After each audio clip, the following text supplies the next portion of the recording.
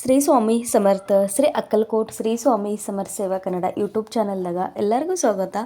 ನಾನಿಮ್ಮ ಪೂಜಾ. ಮೊದಲನೇದಾಗಿ ಎಲ್ಲ ನನ್ನ ಸ್ವಾಮಿ ಕುಟುಂಬದವ್ರಿಗೂ ಶ್ರೀ ಸ್ವಾಮಿ ಸಮರ್ಥ. ಇವತ್ತಿನ ನಿಮ್ಮ ದಿನ ಅತ್ಯಂತ ಆನಂದದಿಂದ ಮಹಾರಾಜರು ನಿಮ್ಮೆಲ್ಲ ಒಳ್ಳೆಯ ಇಚ್ಛೆಗಳನ್ನ ಆದಷ್ಟು ಜಲ್ದಿ ಪೂರ್ಣ ಮಾಡ್ಲತ್ತೇಳಿ ಸ್ವಾಮಿ ಮಹಾರಾಜರ ಚರಣಕ್ಕೆ ಪ್ರಾರ್ಥನೆಯನ್ನು ಮಾಡುತ್ತಾ ಇವತ್ತಿನ ಒಂದು ಹೊಸ ವಿಡಿಯೋನ ಆರಂಭ ಮಾಡ್ತಿದ್ದೀನಿ. ಇವತ್ತು ನಿಮ್ಗೆ ಗುರುವಿನ ಸೇವೆ, ನಮ್ಮ ಗುರುಬಲ ವೀಕ್ ಇತ್ತಂದ್ರೆ ಏನು ಮಾಡಬೇಕು ಅಕ್ಕ ಏನು ಮಾಡ್ರು ನಮ್ಮ ಕೆಲಸದಾಗ ಯಶಸ್ಸು ಅನ್ನೋದು ಸಿಕ್ಕತ್ತಿಲ್ಲ, ಏನು ಮಾಡ್ರು ಎಷ್ಟೇ ಪ್ರಯತ್ನ ಪಟ್ಟರು ನಮಗೆ ಪ್ರಗತಿ ಅನ್ನೋದು ಸಿಕ್ಕತ್ತಿಲ್ಲ ಅನ್ನೋರು ಖಂಡಿತವಾಗಿ ಈ ಒಂದು ಕೆಲಸ, ಈ ಒಂದು ಚಿಕ್ಕ ಸೇವೆಯನ್ನು ಮಾಡಿ ನೋಡ್ರಿ.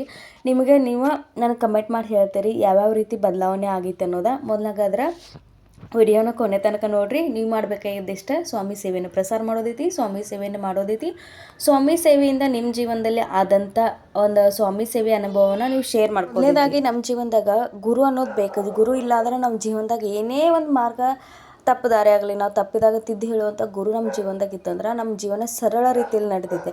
ಗುರು ಇಲ್ಲಾಂದ್ರೆ ನಾವು ಬಂದಂಥ ದಾರಿಯೊಳಗೆ ನಾವು ನಡಿತೀವಿ. ಹಾಗಾಗಿ ಗುರುವಿನ ಮಾರ್ಗದರ್ಶನದ ಪ್ರತಿಯೊಬ್ಬರು ಜೀವನದಾಗ ಅಷ್ಟೇ ಪ್ರಾಮುಖ್ಯತೆ ಐತಿ. ಹಾಗಾಗಿ ಪ್ರತಿಯೊಬ್ಬರು ತಮ್ಮದೇ ಆದ ಗುರುವನ್ನು ಆಯ್ಕೆ ಮಾಡಿರ್ತಾರೆ. ಗುರುರಾಯರಾಗಲಿ, ಸಾಯಿಬಾಬಾ ಆಗಲಿ, ದತ್ತ ಮಹಾರಾಜರಾಗಲಿ, ಸ್ವಾಮಿ ಮಹಾರಾಜರಲ್ಲ, ಅವರವರ ನಂಬಿಕೆ ಇಲ್ಲೈತೆ ಎಲ್ಲರೂ ಗುರುಗಳನ್ನ ಆಯ್ಕೆ ಮಾಡ್ಕೊತಾರೆ. ಹಾಗಾಗಿ ಸ್ವಾಮಿ ಮಹಾರಾಜರ ಬ್ರಹ್ಮಾಂಡ ನಾಯಕರದ ಇವರನ್ನು ನಾವು ಗುರುವಾಗಿ ಸ್ವೀಕಾರ ಮಾಡಿ ಇವರಿಗೆ ನಾವು ಗುರುಪದ ಅಂತೂ ಈ ಗುರು ಪೂರ್ಣಿಮಾ ದಿವಸ ಕೊಟ್ಟಿದ್ದೆವು.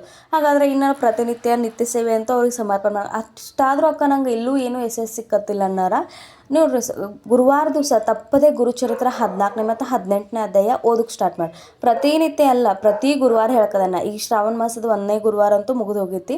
ಇನ್ನು ಎಷ್ಟು ಬರೋ ಗುರುವಾರದಿಂದ ನೀವು ಈ ಸೇವೆನ ಸ್ಟಾರ್ಟ್ ಮಾಡ್ಬೋದು. ಎಲ್ಲಿವರೆಗೆ ಅಂದ್ರೆ ಎಲ್ಲಿವರೆಗೂ ನಿಮ್ಮ ಜೀವನದಾಗ ಸಮಸ್ಯೆ ಇರ್ತಾವೆ. ಪ್ರತಿನಿತ್ಯ ನೀವು ಮಾಡ್ರೆ ಅತ್ಯುತ್ತಮ. ಪ್ರತಿನಿತ್ಯ ಮಾಡೋಕ್ಕಾಗಲ್ದಾರ ಗುರುವಾರ ದಿವಸ ನೀವು ಬೆಳಗ್ಗೆ ಮಾಡಿರಿ, ಸಾಯಂಕಾಲ ಮಾಡಿರಿ, ಆದಷ್ಟು ಬ್ರಾಹ್ಮಿ ಮುಹೂರ್ತದಾಗ ಮಾಡೋಕ್ಕೆ ಪ್ರಯತ್ನ ಮಾಡಿರಿ. ಆಗಲಿಲ್ಲ ಅಂದ್ರೆ ಭಕ್ತಿ, ನಮ್ಮ ಮನಸ್ಸಾಗಿರುವಂಥ ಭಕ್ತಿ ಹೋಗಿ ತಲುಪ್ತೈತಿ. ಹಾಗಾಗಿ ನಿಮ್ಗೆ ಅನುಕೂಲ ಇದ್ದಾಗ ನೀವು ಮಾಡುವಂಥ ಅವಕಾಶ ಇತ್ತು, ಅಲ್ಲಿ ನಿಮ್ಗೆ ಅನುಕೂಲ ಇತ್ತಂದ್ರೆ ಆದಷ್ಟು ಬ್ರಾಹ್ಮಿ ಮುಹೂರ್ತ ಮಾಡಿ. ಇಲ್ಲಕ್ಕ ಅಷ್ಟು ಜಲ್ದಿ ಅದು ಮಾಡೋಕ್ಕಾಗಲ್ಲ ಅಂದ್ರೆ ನಿಮ್ಗೆ ಟೈಮ್ ಸಿಕ್ಕಾಗ ನೀವು ಸೇವೆಯನ್ನು ಮಾಡಿರಿ. ಆ ನಂತರ ಸೇವೆ ಮಾಡುವಾಗ ನೀವು ಮಾಡುವಂಥ ತಪ್ಪು ಏನಂದ್ರೆ, ಸೇವೆ ಮಾಡುವಾಗ ನಾನು ಇದು ಕೆಲಸ ಆಗ್ತೈತೆ ಇಲ್ಲೋ ನಾವು ಮೊದಲ ಅಲ್ಲಿ ಡೌಟ್ ತೊಗೋತಿರ್ತೇವೆ. ಇನ್ನು ನಾವು ಸೇವೆನ ಸ್ಟಾರ್ಟ್ ಮಾಡಿರಲ್ಲ ಆದ್ರೆ ಡೌಟ್ ತೊಗೋತಿರ್ತೇವೆ.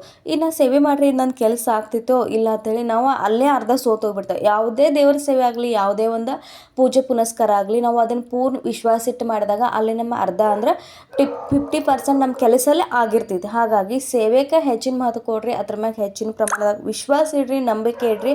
ಏನೇ ನಮ್ಮ ಜೀವನದಾಗ ನನ್ನ ಗುರು ನಂಗೆ ನೀಡ್ರು ಅದು ಉತ್ತಮವಾದದ್ದನ್ನು, ಅತ್ಯುತ್ತಮವಾದದ್ದನ್ನು ನನಗೆ ನೀಡ್ತಾರನೋ ನಂಬಿಕೆ ನೀವು ಇಟ್ಟಾಗ ಸ್ವಾಮಿ ಮಹಾರಾಜರ ನಿಯೋಜನೆ ನಿಮ್ಮ ಮುಂದೊಂದು ದಿನ ನಾವು ಹಿಂದೆ ಹೋಗಿ ತಿರುಗಿ ನೋಡಿದಾಗ ಅವ್ರ ನಿಯೋಜನೆ ನಿಮ್ಗೆ ಅರ್ಥ ಆಗ್ತೈತೆ. ನಾ ಎಲ್ಲಿ ನಿರಾಶೆಗೊಂಡಿನಿ, ಮಹಾರಾಜರು ನಾನು ಎಲ್ಲಿ ಕೈ ಹಿಡಿದು ಎತ್ತಿರ ಅನ್ನೋದ.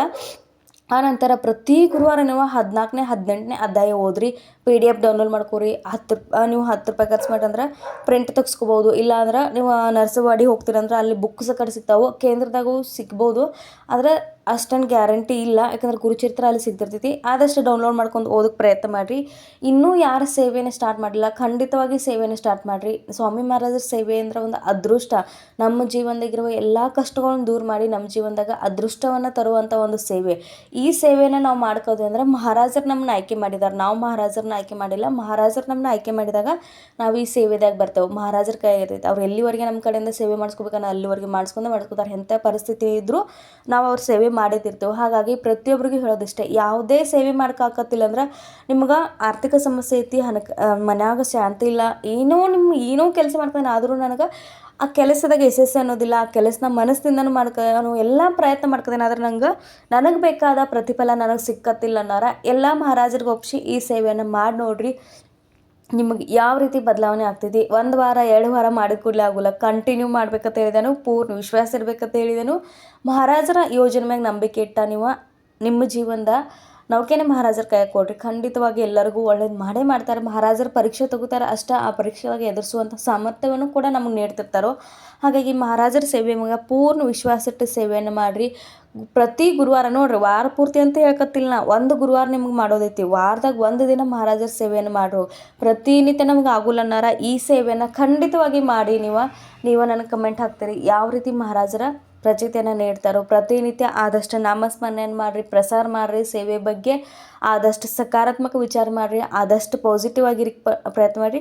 ಏನೇ ಎಂಥ ಪರಿಸ್ಥಿತಿ ಬಂದರೂ ಹತ್ತಿರದಿಂದ ನಾವು ಸಕಾರಾತ್ಮಕವಾಗಿ ವಿಚಾರ ಮಾಡೋದಂದ್ರೆ ಖಂಡಿತ ಯಾವುದೇ ಎಷ್ಟೇ ಕಠಿಣ ಸಮಸ್ಯೆ ಇರಲಿ ಅಲ್ಲಿ ಪರಿಹಾರ ಪರಿಹಾರ ಅನ್ನೋದು ಸಿಕ್ಕೇ ಸಿಗ್ತೈತಿ. ಇವತ್ತಿನ ಈ ಮಾಹಿತಿ ನಿಮ್ಗೆ ಇಷ್ಟ ಆಗಿರೋ ಎಲ್ಲರಿಗೂ ನೀವು ಮಾಡೋದಿಷ್ಟ ನಿಮ್ಮ ಅನಿಸಿಕೆಯನ್ನು ಕಮೆಂಟ್ ಮಾಡಿರಿ, ನಿಮ್ಮ ಅನುಭವವನ್ನು ಶೇರ್ ಮಾಡಿರಿ. ಇವತ್ತಿನ ಈ ವಿಡಿಯೋಲಿಗೆ ಸ್ವಾಮಿ ಮಹಾರಾಜ ಚರಣಕ್ಕೆ ಸಮರ್ಪಣೆ ಮಾಡ್ಕೊಂಡು ನೆಕ್ಸ್ಟ್ ವಿಡಿಯೋದಾಗ ಸಿಗ್ತೇನೆ. ಶ್ರೀ ಸ್ವಾಮಿ ಸಮರ್ಥ.